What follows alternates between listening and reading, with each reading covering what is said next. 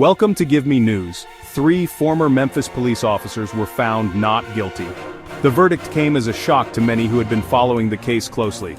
Not guilty on all state charges. The charges? Serious stuff. Second-degree murder, aggravated assault, even aggravated kidnapping. These are not minor accusations. They carry heavy penalties and significant social implications. This was about TYRE NICHOLS. Remember him? Beaten by cops, died in the hospital. His death sparked outrage and calls for justice across the nation. People held vigils, protests, and demanded accountability. District Attorney Steve Mulroy, disappointed. He expressed his frustration and disbelief at the verdict, stating that the evidence presented was compelling and should have led to a conviction. Said they had the evidence. Detailed testimonies, video footage, and forensic reports were all part of the case against the officers. The Nichols family lawyers, they called it a miscarriage of justice. They vowed to continue fighting for TYRE's memory and to seek other avenues for justice. And the NAACP? They're demanding police reform. They argue that this case highlights systemic issues within law enforcement that need to be addressed immediately. Now, the streets, angry. People are tired. They want justice. They want change.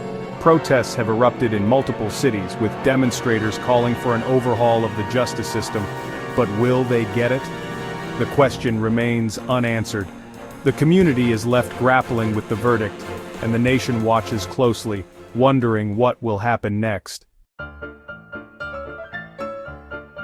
January 7, 2023, Memphis, Tennessee. TYRE NICHOLS gets pulled over. The reason? Reckless driving, they claimed. At least that's what they said. Body cam footage told a different story. A brutal, violent story. Pepper spray, a taser, fists, boots, 5 officers, all on one man, TYRE NICHOLS.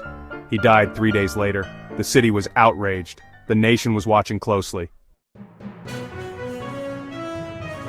The trial was intense, filled with emotional testimonies and heated arguments from both sides. The courtroom was packed with spectators, each one hanging on every word spoken. Prosecutors argued the beating was a street tax, a brutal punishment for daring to run from the police. They presented compelling evidence, including video footage and witness testimonies.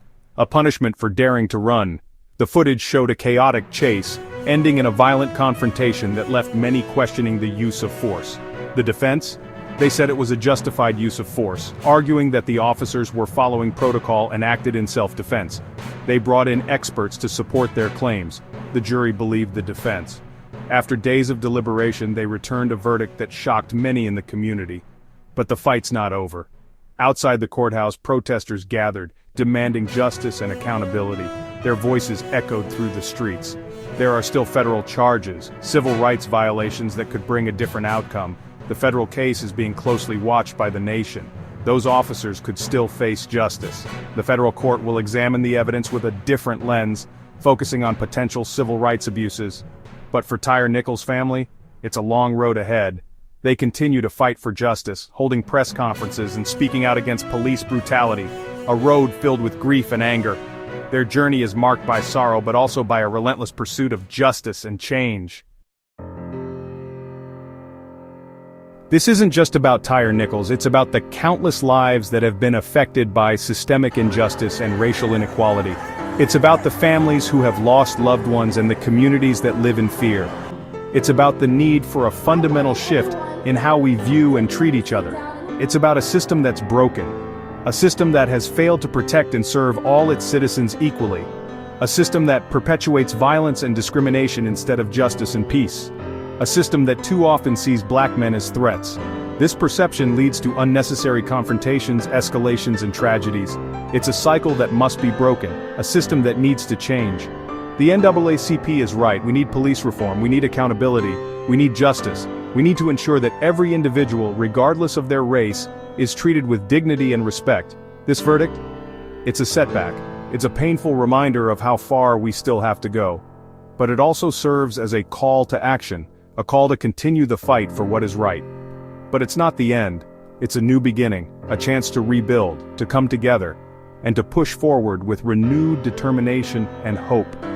We can't let it be.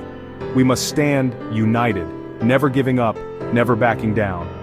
Our voices must be heard, our demands for justice must be met. We have to keep fighting, for every life lost, for every injustice faced, for every dream deferred.